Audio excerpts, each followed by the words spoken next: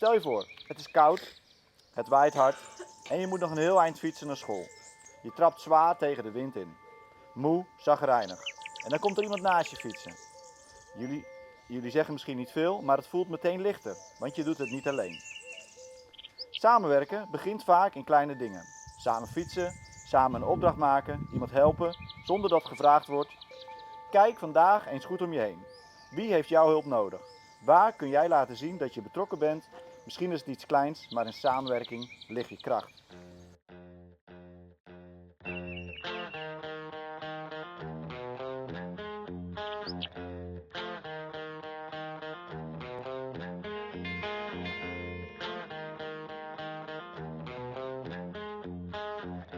Meer of minder klim? Meer!